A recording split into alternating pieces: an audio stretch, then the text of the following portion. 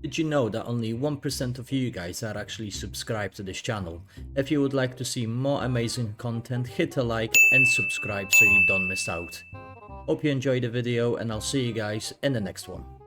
Hey, what is up everyone, it's Krennic here and another update has just came out to Helldivers as the developers promised. It's October 15th and we have new patch notes that have literally came out yesterday. The conclusion of a 60-day plan is finally here, so I am really looking forward to share what actually has been added to the game. The list of changes, it's absolutely huge. And if you want to see the developers breakdown of the entire update, I'm gonna leave the link to their video in description below.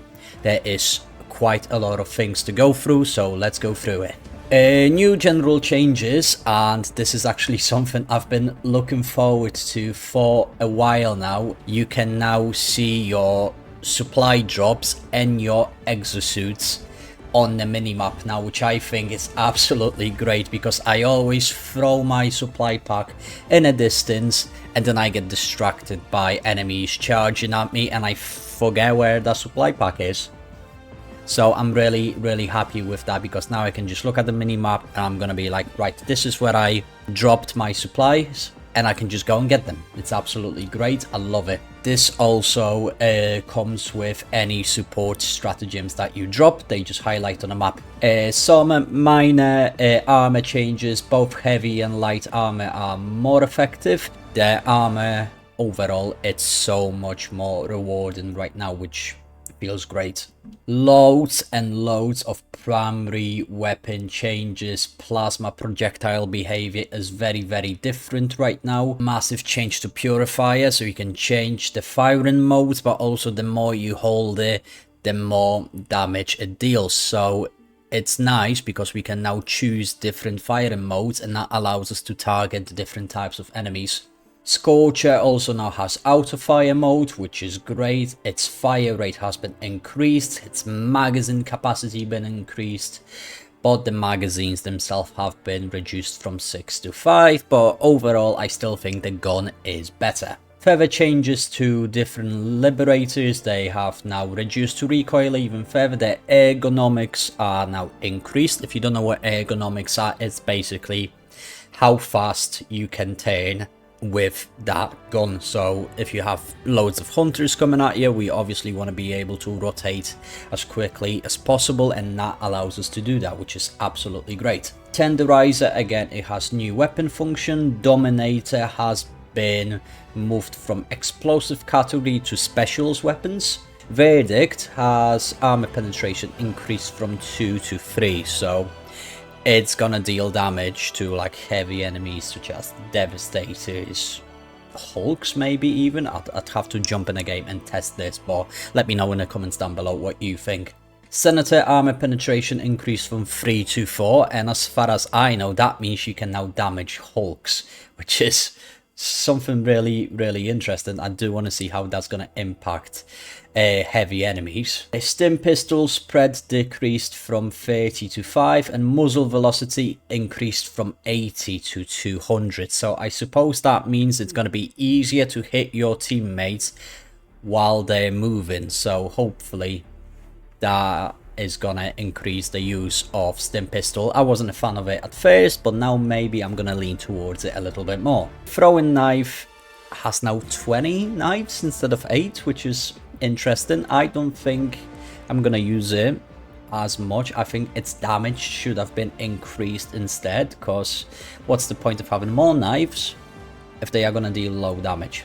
So I'm not entirely sure about that one, but maybe when I get to make my cinematic videos, I might tend to use that a little bit more. Standard grenades, the non-impact ones, are basically double in damage now. No one has been using them anymore because we have the impact grenades that deal the same amount of damage. Obviously there's still going to be a fuse time by the time the explosion happens, but the explosion is going to be twice the damage. So I think that's a really good change. I feel like people are going to be leaning more towards standard frag grenades now because the damage is bigger, but you still need to wait for that explosion. Moving on to stratagem support weapons, very interesting one. They said they were never gonna change autocannon, but they did. So there's a new weapon function.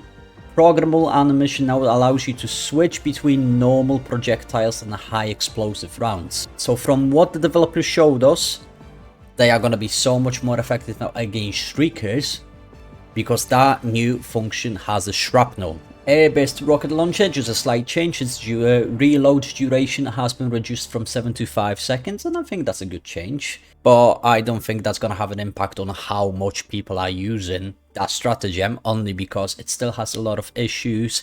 Not everybody is entirely sure how to use them. It's not very effective against swarm of enemies unless you hit your shot absolutely right. So the only time I can see this stratagem being used is during the bug breach, when you have multiple enemies coming out at the same time and you just fire straight at the bug breach, and that's gonna kill quite a lot of enemies. Other than that, I don't see the stratagem being used as much. Backpacks, which is something I am actually really excited about. Basically what they did here, they made the shield backpack exactly the same, but every other backpack has been buffed. Basically what they want to do, they want to make other backpacks to be used roughly as much as the shield backpack. I still think the shield backpack is the best backpack in the game, but they are trying to uplift the other backpacks as well, which I think is really nice. The jump pack is probably the one that I am mostly interested about, because its cooldown is now from 20 to 15 seconds. Its thrust force is now stronger, so you can travel at the bigger distance, which is great when you want to escape different types of enemies. And its momentum, it's also increased. So again, the higher you are at a certain altitude and you activate the jump pack, the further you're gonna go. Different stratagems, eagle strafe and run, explosion radius increased, fantastic. Explosion damage also increased from 250 to 350. So strafe and run, I don't think I've ever used that stratagem. I don't think I have ever used that stratagem unless it was for testing. I might have touched it once and then never touched it again. But I am going to test it in game again and see how it works. All the sentries, the cooldown has now been reduced by 30 seconds. And lifetime reduced also by 30 seconds, and that's including all of them. And the magazine capacity has also been increased. So when it comes to defense mission or the extraction, I feel like they're going to be a lot more useful. Anti-tank mines is a very interesting feature. Their damage has been increased from 800 to 2000, but they are only gonna trigger large enemies such as chargers, bile titans, impalers, hulks, and factory striders. So if you are gonna bring the mines, again, they're gonna be very useful on defense missions or defending the extraction, but they are only gonna be effective against heavy units, which I think makes sense because it's an anti-tank mine, not an anti-patrol or anti-troop mine. So yeah, I suppose it makes sense. I like that feature. Tesla Tower, there's an interesting change. Reduced charge up shot cooldown from 3 to 1 second. That's a really big change, especially when you come against small enemies that are constantly charging at you, such as hunters, scavengers, warriors. They're gonna perish very quickly. However, as it always has been, do not go anywhere close the Tesla Tower unless you have the specific armor. Shield generator relay has got a massive change. It's huge now. The area in which you can be inside is so big, and I mean, it's really big. It basically covers like whole of extraction zone. I was so shocked. It's absolutely massive. It can also withstand more firepower now as well, but if you are, let's say you are at the extraction and you have a whole army gonna shoot at that shield, it's gonna go down very quickly. However, let's say a singular trooper just shooting at the shield is just gonna regenerate like instantly, so that trooper will have no impact on its overall health. A lot of changes to patrol spawning, so the closer you are gonna be to the extraction zone after the primary mission is complete, there's gonna be a lot more patrols at the extraction, or the closer you get to the extraction, but not as many the further you are away from it. Automatons had a little bit of a change. They used to shoot at you even though you were behind the cover. As far as I understand the developers' action, that's no longer the case. However, the automatons are a bit more accurate with their shots, so I think going against automatons is going to be slightly more difficult now, but we're gonna have to wait and see how that plays out. Along with that, there's a bunch of different nerfs to different types of automatons. Their weak spot, they have now weak spots in certain places on tanks.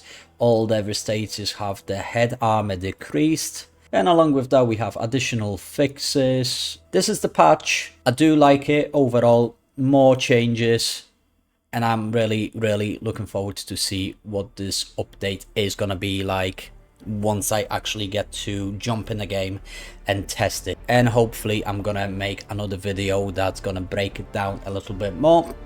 And I was also thinking about making a video to rank every single stratagem, so I'm gonna hop in game. Thank you so much for watching, guys. As always, if you like what you see, smash that likes button and subscribe. I'm Krennic, and I'll see you guys on the battlefield.